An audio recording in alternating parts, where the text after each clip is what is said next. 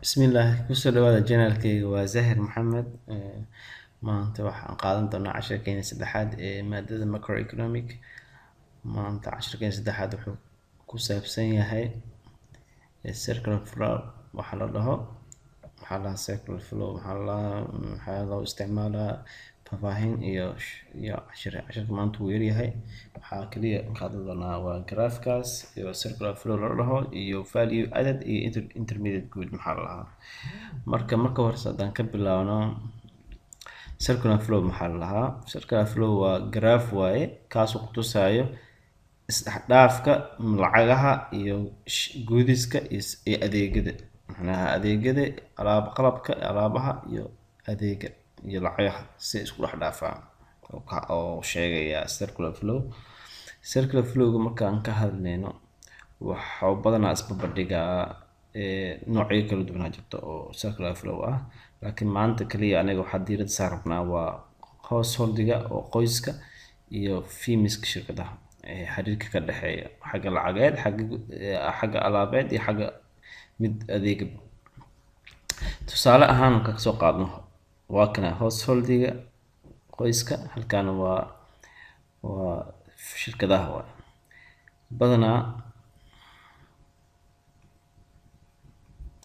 badanaa householdiga markuu rabo in xiriir la yeeshaan firmiska xagga lacageed iyo xagga alaabeed baa ka dhacdaa. Tusaale ahaan oo kale laborka kale shaqaalaha badanaa qoyska kasoo baxaa.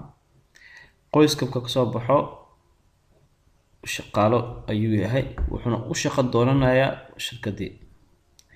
shirkadii markuu u shaqo doonto shirkadii waxay sameynaysaa way ku shaqeynaysaa. Markay ku shaqeyso waxay siinaysaa income-ka laba kala ah. Income-ka marna waxaa loo fiirinayaa xagga dhulka oo kale, land-ka oo kale, dhulkan shirkadda hadday idan lahayn oo kale ee leedahay qof kale oo qofkaas kale waa qoyska householdiga kamid ah, waxaa qaadanaya rente, macnaa ijaar buu helayaa. Marna waxaa loo fiirinayaa income as salary, in uu mushaarka qaato. Income-ka labadaasba waa noqotaa iyo mid ka badanba.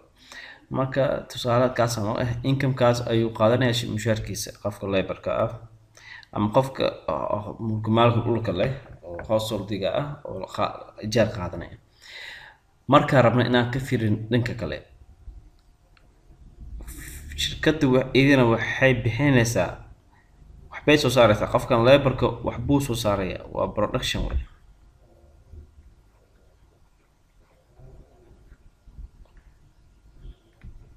waxbuu soo saaraya qofkan productionka ay soo saartay oo goodiska iyo service-ka ah waxay ku celinaysaa qoyskii householdiga ku laabanaya.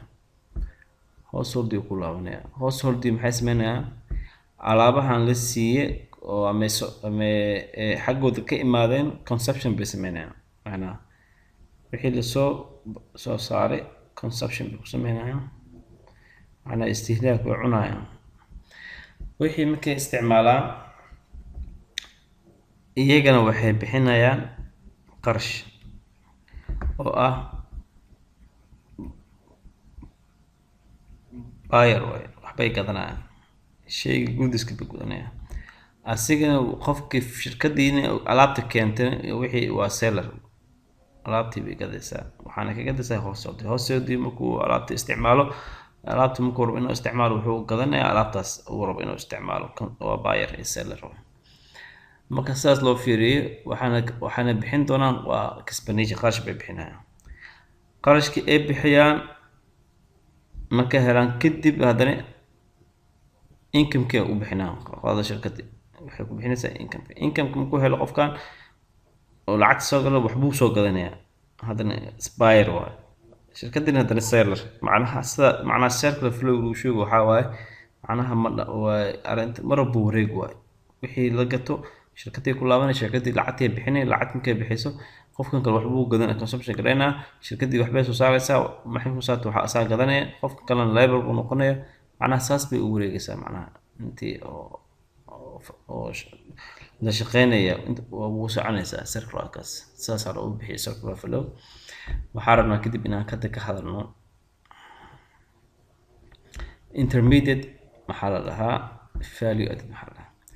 value addedka wax kale maaha, waa outputka oo wax lagu soo saaray oo laga jaray intermediate goodieska. intermediate goodies maxaa tahay? tusaale ahaan oo kale hadda waxaa u baahanaa oo kale in aan soo saaro sariir kasoo qaado oo kale, kasoo qaad sariir rabaa inaan soo saaro.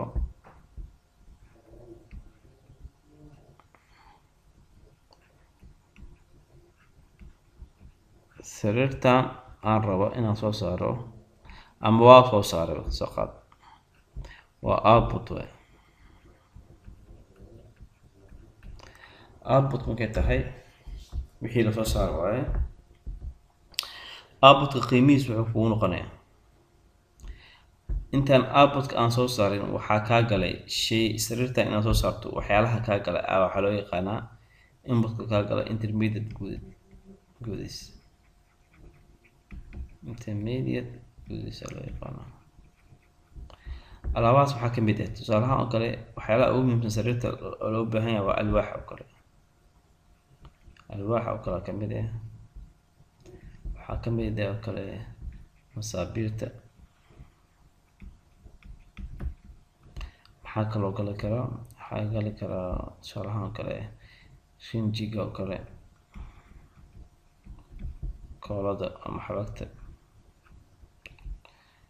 intaas maanta intaan kasoo qaadba, intaan waa input, waa intermediate goodies. waa intermediate goodies waxaa la wax walbo aad soo saarayso waxaad geliso, waxaas input aad u geliso waxaa la intermediate goodies. intermediate goodieskan iyo oo aad gelisay bala waxaad ka jari doontaa outputkii qiimihii ku fadhiyay output ahaan. outputka markaad ka jarto wixii kaa galay waxaa loo yaqaanaa, wixii soo haro waxaa loo yaqaanaa value added. waa qiimihii ku kordhay, wuxuu ku kordhaa shaygaas. waxaana qofku waxaa noqon karaa macnaha qofka inuu profitkiisa oo saarto plus taxation inuu koro maybe waxaas marka la isku daro plus oo laga jiro value added kaas oo kugu soo kordhay waxaa loo yaqaanaa value added loo yaqaanaa wixii kugu soo kordhay markaas. waxaa filaya inaad fahamteen. haddii maybe su-aal qabtaan waad soo weydiin kartiin, commentiga usoo qor. haddii aad fahmina email ahaan waa ugu soo diri kartaa. halkaas ayaan ku sameynaa. waa inuu cashirkeena dambe. nabadgelyo.